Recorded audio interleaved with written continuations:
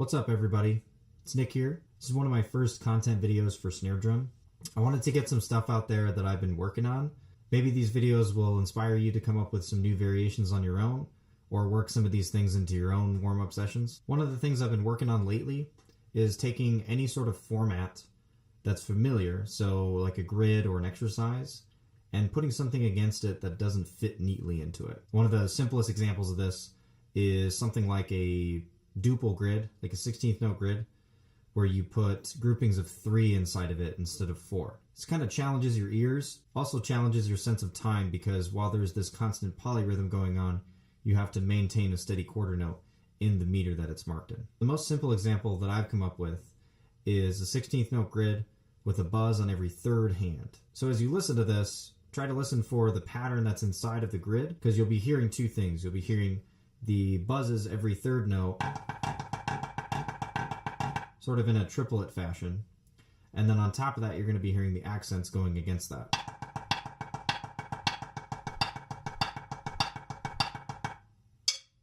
All with a steady quarter note. It's really easy to get lost inside this grid because there's so many things going on, but try to listen for one pattern at a time, and eventually it'll start to come out in your hands.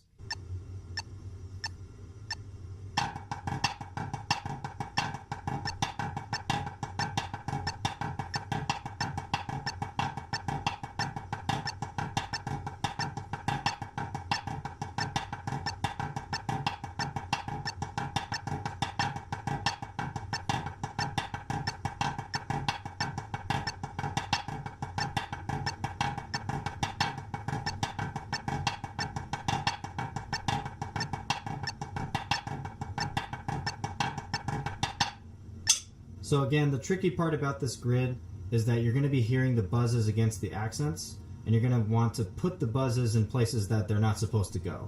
As you start moving through the exercise, you're going to notice some things where the buzzes sort of follow the pattern of accents. So try to embrace that.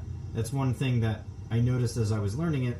I always questioned myself if it was correct just because the buzzes were sort of following the accents. But that is correct. You notice especially in the 2s, when you're playing this, the buzzes sort of go around the accent. I believe the 2s start with a tap buzz.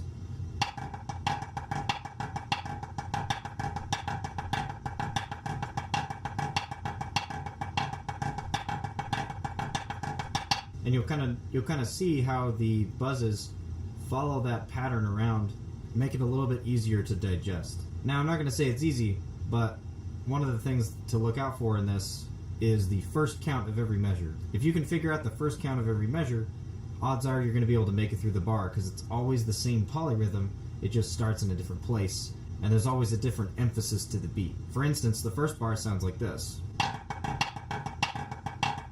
So you kind of hear that polyrhythm already there. You've got this going on.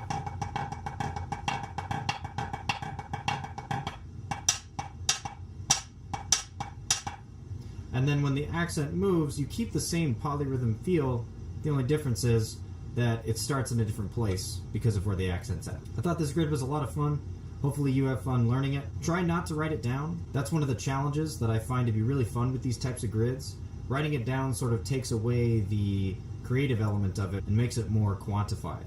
So avoid writing it down. See if you can get through at least a portion of the exercise without writing it down.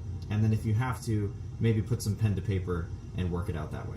Hope you enjoyed this video, and I look forward to putting some more content out there. Thanks for watching.